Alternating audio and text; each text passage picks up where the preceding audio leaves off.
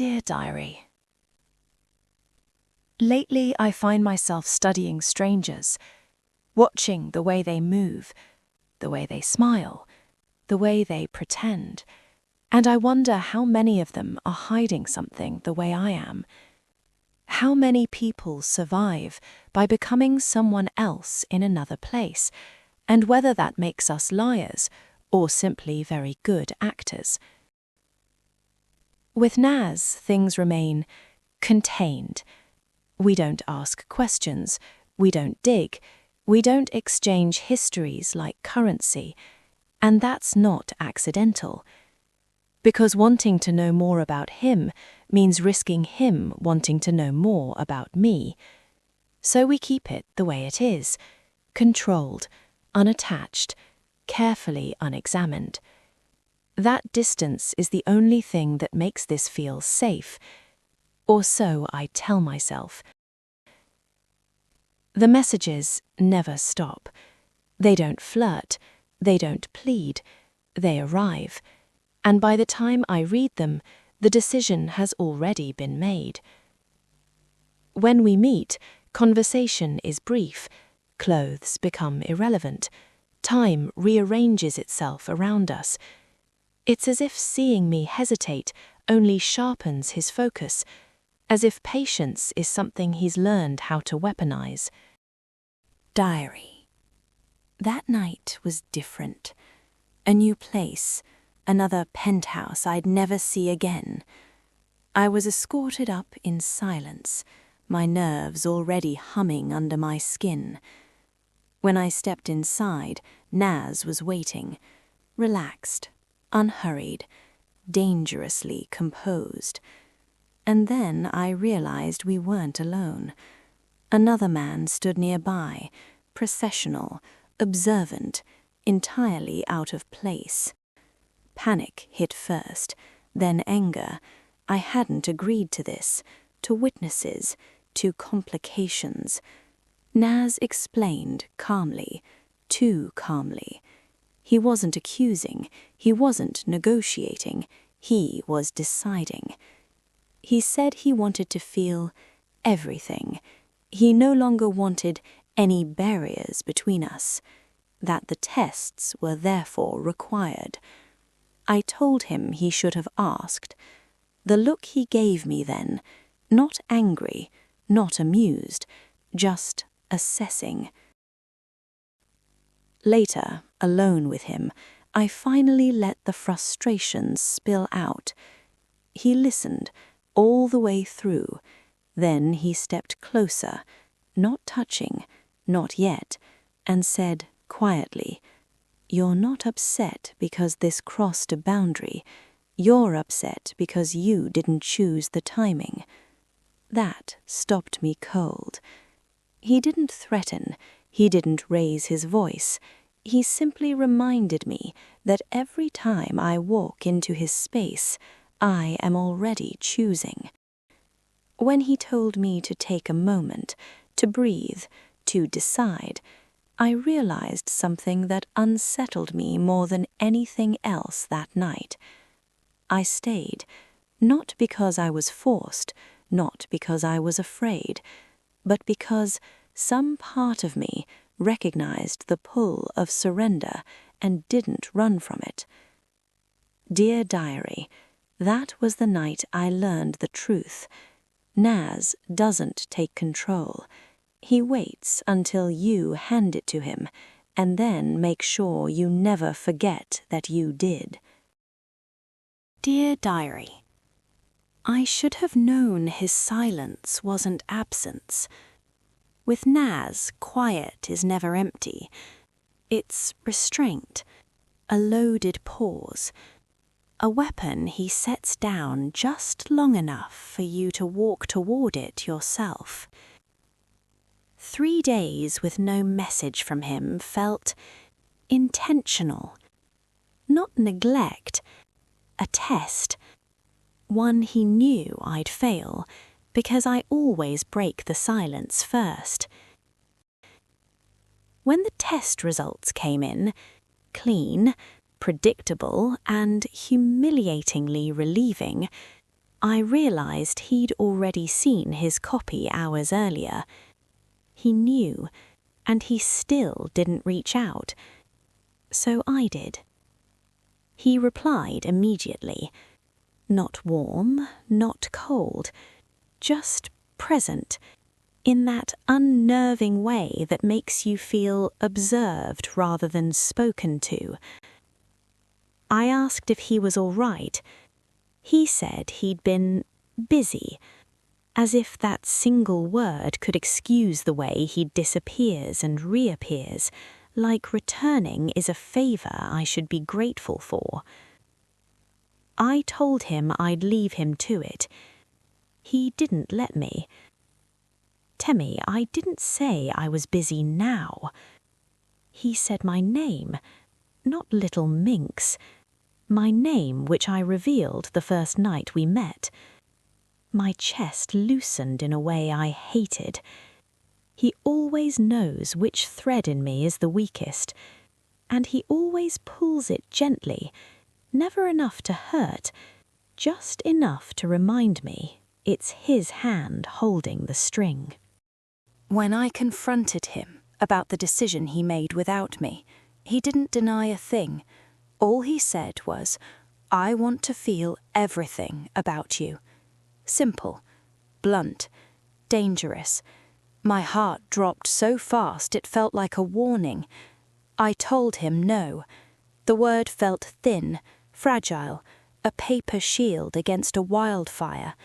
Naz reacted the way fire reacts to water, not extinguished, just forced to concentrate and burn hotter. He said I wasn't refusing, I was hesitating, and hesitation, to him, is still movement towards him. I told him maybe this whole thing had run its course, that I needed space, distance.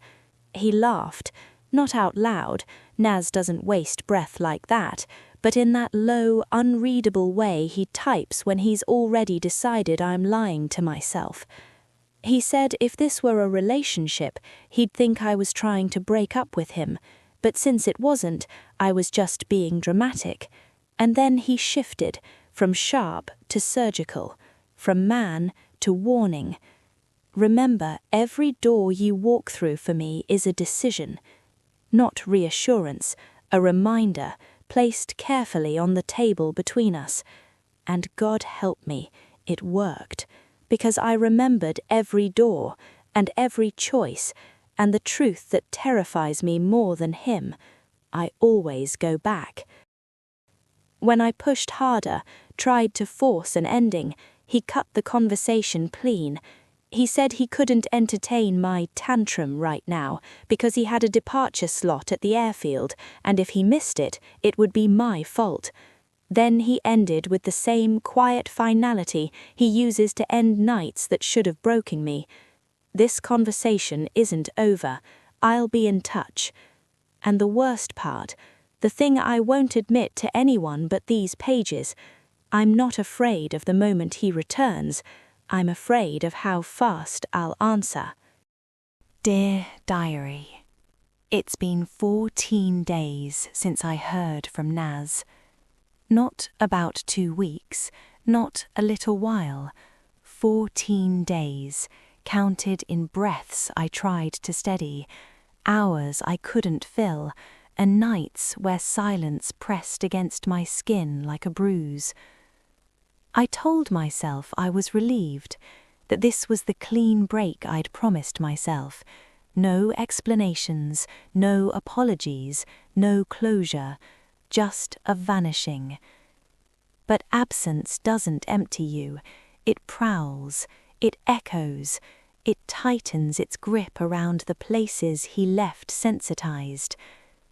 I didn't reach out, not because I was strong, but because I knew if I typed even one word, I'd unravel the whole way back to him.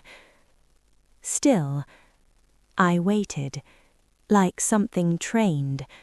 So when he finally contacted me, not with remorse, not with acknowledgement, but with a summons, I went. I told myself it was hunger, not weakness, a craving, not surrender. And maybe it was both. Maybe the lie was easier to swallow because I was already starving for the sound of his voice. Dear Diary, the building was too quiet, all glass and steel in altitude, the kind of place where rules feel optional because men like him decide which ones exist. I felt him before I saw him, that shift in the air, sharp and electric, like the world inhaled and forgot how to exhale. When he stepped into view, Naz didn't speak. He didn't move quickly. He didn't have to. His presence is a command all on its own, a gravity that drags your pulse towards him long before he lays a hand on you. He looked at me once, slow, deliberate, like he was taking inventory of every place he'd ever left me undone. And my body, traitorous, hungry, remembered him instantly, before my mind could protest, before my self-respect could breathe. There were no soft words, no apologies, not even the courtesy of small talk, just that pull, dark, focused, inevitable, a tension that wrapped around my ribs and tightened with every step he didn't take. When his hand finally reached for me, it wasn't rushed. It was evaluating, as if my reaction told him more than anything I could have said out loud. And it did. God, it did. I wanted to punish him for the 14 days, for the silence, for the way absence becomes a weapon only the person you crave can wield. But the truth was feral and shameful. I wanted him close enough to erase the ache he'd left behind, close enough to make forgetting impossible, close enough that my pulse stopped arguing and simply surrendered. When he finally stepped into my space, everything inside me snapped, quietly, completely, like a lock turning for the one person who never needed a key. His nearness wasn't gentle, it wasn't angry either. It was something far more dangerous, possession without words, a silent claim, a reminder that whatever we pretend this is, he moves me without touching and commands me without speaking. And I let him. Worse, I wanted him to. Only later, when his shadow wasn't pressed against mine, when the room felt too bright and the world felt too real, did the truth bloom inside my chest. That fear I'd been pretending wasn't there, it came back, slow, creeping, sharp around the edges, because there's something underneath his charm, something controlled, restrained, coiled too tightly to name. And today, standing in the quiet aftermath of him, I realized what I'd been avoiding. The danger I feel around Naz doesn't come from what he might do. It comes from knowing exactly what he's capable of if I ever decide to walk away. And then I realized there had been no pause this time, no barrier, no question asked before he decided how near he wanted me. And when I questioned him, really questioned him, his calm cracked, just enough for me to glimpse the thing that lives beneath the charm. Control doesn't turn gentle when challenged, it tightens. His grip wasn't meant to hurt, just to hold, to anchor, to stop me from retreating into myself when he demanded truth, and when he asked if I had lied to the doctor about my choices, my precautions, my body. I realized exactly how thin my safety net was. There was foreboding in the room, a restrained threat wrapped in silk. Then, a knock. He moved to the door, opening it only a sliver, shielding me from view with thoughtfulness that twisted the knife deeper. Muted voices announced his guests. He dismissed them with a quiet authority that didn't need volume to be obeyed. He stepped closer slowly, like a predator giving his prey the courtesy of watching him approach.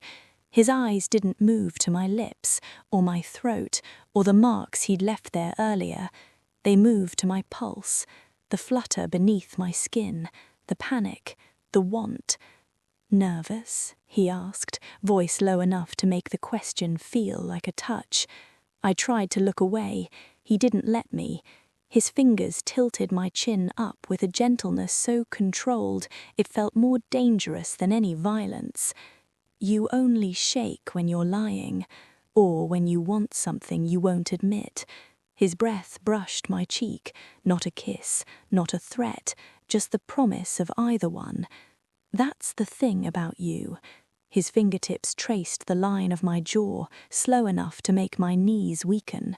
"You break the rules and expect me to stay civilized." For one suspended moment, I could feel his restraint like a living thing, coiled, quiet, waiting. And then a half-smile ghosted over his mouth, far too calm for the tension thrumming through the room. "You should stop making me guess," he said softly. "I'm not patient enough for it." He didn't touch me again. He didn't need to. The air between us snapped with the threat of everything he would do if someone pushed him too far. That was the moment I realized he wasn't asking for truth. He was warning me what he'd become if I held it back. Before leaving, he told me, "Wait here for me." And that's when I saw it clearly, now undeniable, the thing beneath the charm. Not the danger we used to flirt with, not the thrill. The danger of a man you should never cross. He'd decide my silence was a mission. He'd decide my hesitation was deceit. He'd decide, because that's what men like him do. So I ran. No goodbye, no explanation, just escape.